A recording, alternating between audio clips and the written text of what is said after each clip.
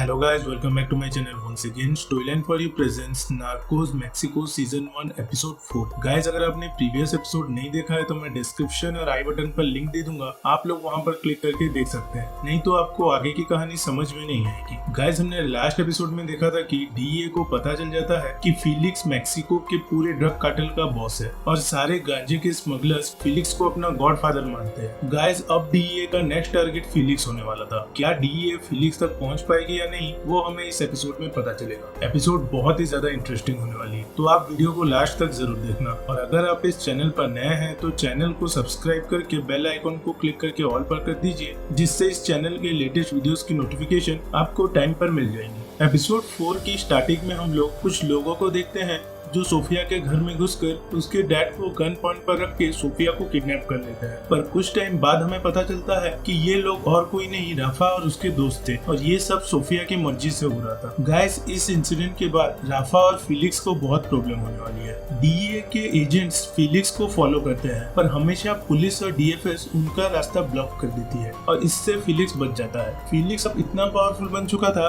कि पूरी सिटी की पुलिस और डीएफएस उसके जेल में थी। साथ ही कभी कभी डीएफएस डीए के कार्स को पंक्चर भी कर देती थी। डीए फिलिक्स को पकड़ने में नाकामयाब हो रही थी, तो वो लोग डिसाइड करते हैं कि अगर बड़ी मछली हाथ नहीं लग रही तो वो लोग छोटी मछली यानी राफा पर नजर रखेंगे। और डीए राफा पर नजर रखती है और उसके बारे में इंफॉर्मेशन कलेक्ट करती है। जल्द ही डीए को एक अपॉर्चुनिटी मिलती है। गाइस, आपको सोफिया के डैड याद है? गाइस, ये आदमी मैक्सिकन गवर्नमेंट के मिनिस्टर ऑफ एजुकेशन है, साथ ही मैक्सिको की सबसे पावरफुल पार्टी पीआरआई के सीनियर मेंबर भी। Guys, PRI party last 50 years से मैक्सिको पर राज कर रही है। जैसे ही ये न्यूज फिलिक्स तक पहुंचती है, वो समझ जाता है कि पीआरआई के डिमांड को अगर फुलफिल नहीं किया तो वो उसके पूरे ड्रग एम्पायर को मिनटों में खत्म कर देगी। जैसे ही सोफिया के डैड को पता चला कि राफा ने सोफिया को किडनैप किया है, तो उन्होंने राफा को पकड़ने के लिए एक सर्च ऑपरेशन स्टार्ट कर दिया और पूरे ग्वाडालारा सिटी में नाकाबंदी कर दी गई। इस पूरे सर्च ऑपरेशन की रिस्पॉन्सिबिलिटी मैक्सिकन पुलिस के होनहार ऑफिसर कमांडर कैल्डेरोनी को दी जाती है। फिलिक्स राफा के पास जाकर उसे बहुत कुछ सुनाता है। फिलिक्स राफा को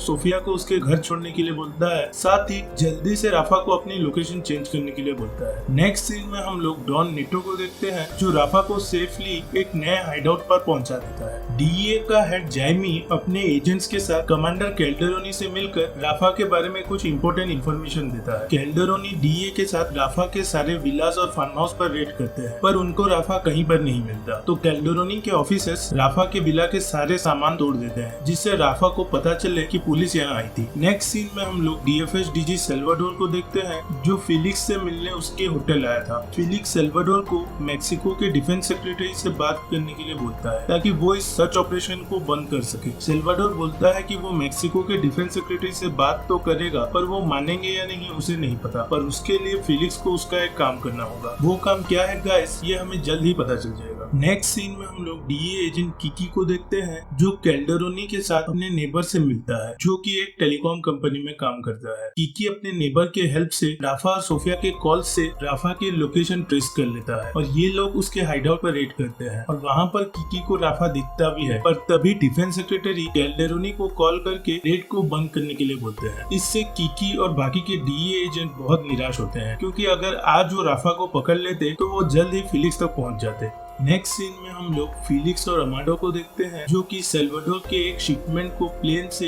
एक आर्मी एरिया में डिलीवर करने आए थे। तभी वहाँ पर कुछ सोल्जर आकर फिलिक्स और अमाडो को अरेस्ट कर लेते हैं। आर्मी वाले फिलिक्स को बहुत मारते हैं, पर सीआईए के एजेंट स्टेशनर के कहने पर आर्मी वाले फिलिक्स को छोड़ देते हैं। वहाँ पर एजेंट स्टेशनर से फिलिक्स को पता चलता है कि गांजे से काफी ज्यादा पाउडर अमेरिका में स्मगल होता है और पाउडर की वैल्यू गांजे से काफी ज्यादा है। फिलिक्स वापस अपने होटल आता है, जहाँ पर वो डीजी सेल्वाडोर से मिलता है। वहाँ पर हमें पता चलता है कि फिलिक्स को आर्मी वालों का टॉर्चर करना कोई कोइंसिडेंस नहीं था, ये सब सेल्वाडोर ने करवाया था। सेल्वाडोर फिलिक्स को बोलता है वो जितना भी बड़ा और अमीर बन जाए, पर मैक्सिकन गवर्नमेंट से बड़ा नहीं बन सकता। और इस बार फिलिक्स को सेल्वाडोर जितना भी पैसा बोलेगा उतना पैसा उसको देना होगा। ये बात फिलिक्स डॉन नेटो और राफा को बताता है। राफा फिलिक्स को उसकी जान बचाने के लिए थैंक यू बोलता है। अब फिलिक्स समझ चुका था अगर उसको डीएफएस को अपने कंट्रोल में रखना है तो उसको मैक्सिकन गवर्नमेंट के इम्पोर्टेंट लोगों से अपने कनेक्शन एस्टेब्लिश करने होंगे। जिसके लिए उसको बहुत पैसा चाहिए। तो फिलिक्स डिसाइड करता है कि वो गांजा छोड़ के पाउडर के बिजनेस में एंटर करेगा और इसके लिए वो अपनी पुरानी दोस्त इजाबेला से मिलता है और जल्द ही ये लोग कोलंबिया जाने वाले हैं, जहाँ पर 2 ड्रग कार्टल्स हैं। अगर आपने मेरी प्रीवियस एक्सप्लेनेशन देखी होगी तो आपको इनके बारे में पता होगा। पहला, कोलंबिया के पाउडर के बिजनेस का बेताज बादशाह king of cocaine Pablo Escobar की मिडिलिन कार्टल, जो लोग बहुत शोर मचाते हैं। और दूसरा, गिलबर्टो रॉड्रिगेज की कैली कार्टल, जो हमेशा शेडोज में चुपचाप अपना काम करती है। अब इन 2 ड्रग कार्टल में से कौन सा ड्रग कार्टल फिलिक्स को अपना पाउडर स्मगल करने देगा, ये तो हमें आगे पता चलेगा। इसी के साथ एपिसोड 4 यहीं पे खत्म होती है। गाइस, नेक्स्ट एपिसोड में हमें पता चलेगा कि क्या फिलिक्स पाउडर के बिजनेस में एंटर कर पाएगा। अगर आपको ये वीडियो अच्छा लगे तो like, share and subscribe the channel. Thanks for watching.